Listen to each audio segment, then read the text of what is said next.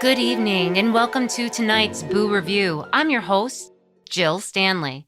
Tonight we bring you a chilling tale from Lancaster County involving a William Wilhelm, Abel, and a mysterious series of events that left the town in shock, based on an article from the Maryland Gazette in Annapolis, Maryland, dated Thursday, August 9th, 1753.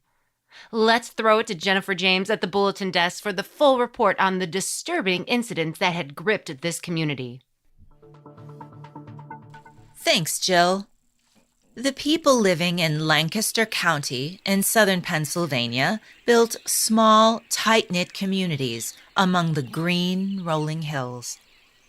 The Quakers who settled there sought to live peacefully with all their neighbors and did their very best to welcome every newcomer.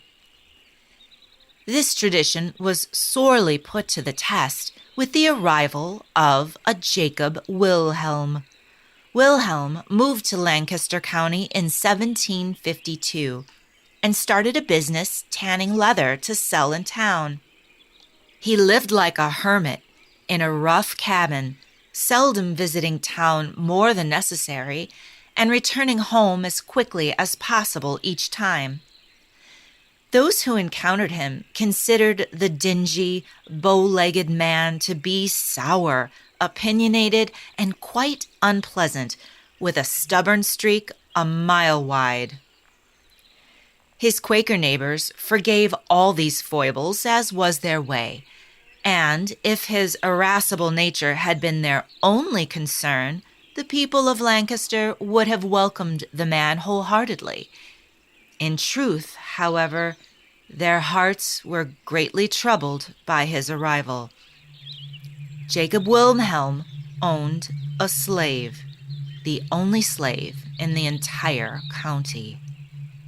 His name was Abel, and he was a young man, tall and soft-spoken. He spoke mostly French, and when asked, he said he had come from the island of Martinique before being sold to Wilhelm in Philadelphia.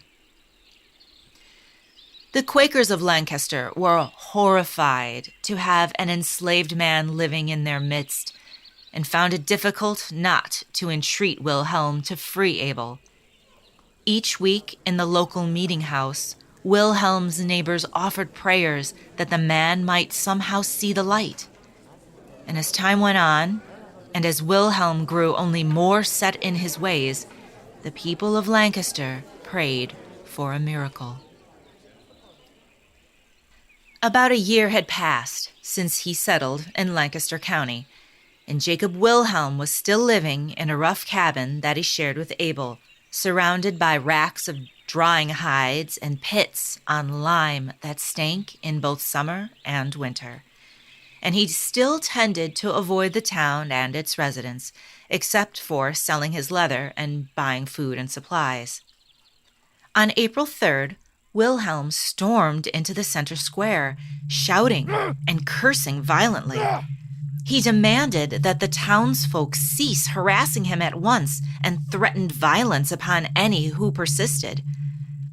Wilhelm insisted that 2 days before, a Quaker man, unknown to him, did trespass upon his land and knocked upon his cabin door.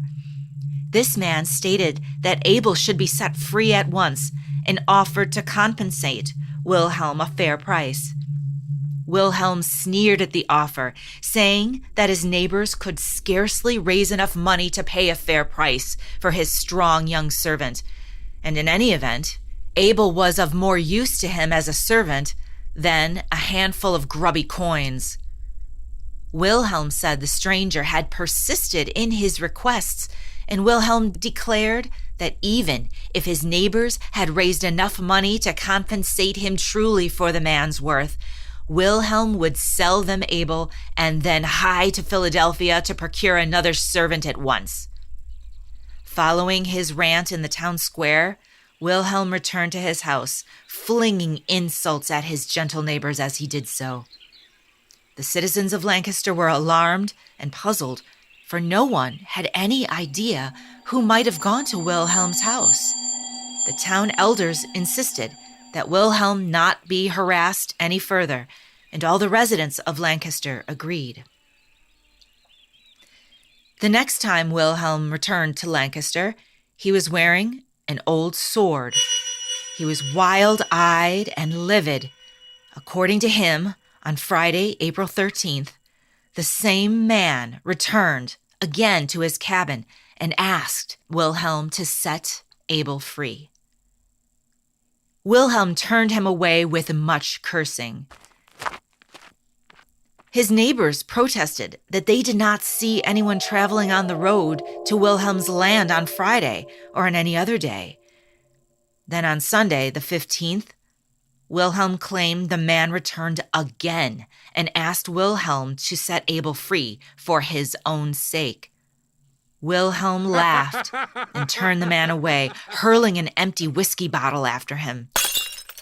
On the evening of Tuesday, April 17th, Wilhelm came to Lancaster again and claimed the man had returned a fourth time.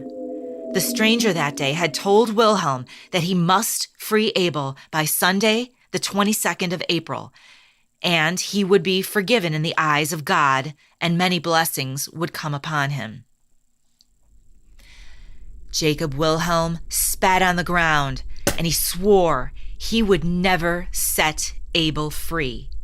He shook his fists, and in the Lancaster Center Square, before many witnesses, he swore before God and the devil himself that he would rather kill his servant than free him. Wilhelm screamed a furious vow. "If any man comes again and knocks upon my door, know that your fool pride will bring an ending, but not the ending you seek.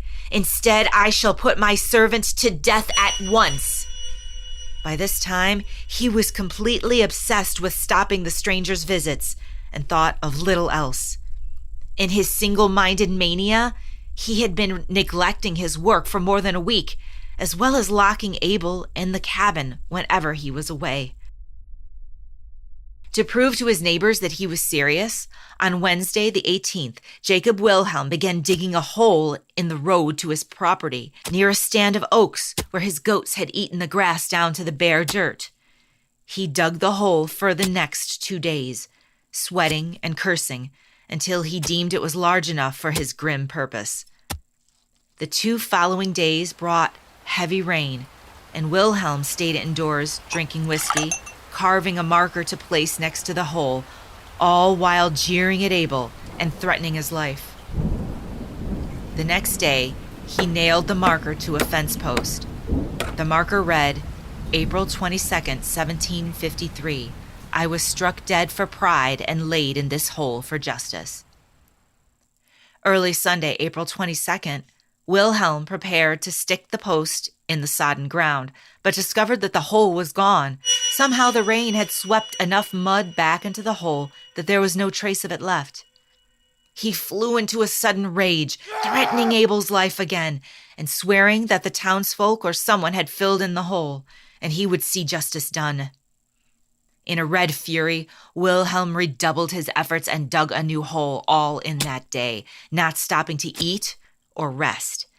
And when the storm began anew that evening, Wilhelm shook his fist at the raging sky and kept digging. Finally, caked in mud, screaming and cackling at the storm, Wilhelm lunged to the cabin and seized Abel.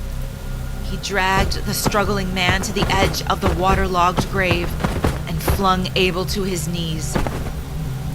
Wilhelm, bereft of all reason, raised the shovel high and prepared to bring it crashing down on Abel's head, when suddenly there was a terrible, tremendous crash, a flash of light, and everything went dark.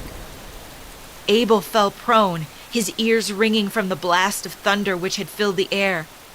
He dragged himself away from the open grave and sprinted towards Lancaster, never once looking back. Monday morning, moved by Abel's story and relieved that he was safe, several Quakers traveled to Wilhelm's property to see him. They found him, laying face down in an open grave, underneath a sizable oak bough, which had been blasted off a nearby tree by a lightning bolt. They saw with some wonder that Wilhelm had fallen into his own grave with a marker of the very date he had carved with his own hands. Now back to you, Jill. My goodness, Jennifer, a gripping story indeed. Thank you so much. From all of us here at the Boo Review, we appreciate you tuning in. Thank you and good night. This has been a Common Mystics media production in association with Access Paranormal. Editing done by Yokai Audio out of Kalamazoo, Michigan. Story by Dennis Brose. To learn more about Common Mystics, please check out our website, commonmystics.net. Follow us on all the socials at Common Mystics Pod. Once again, thank you and good night.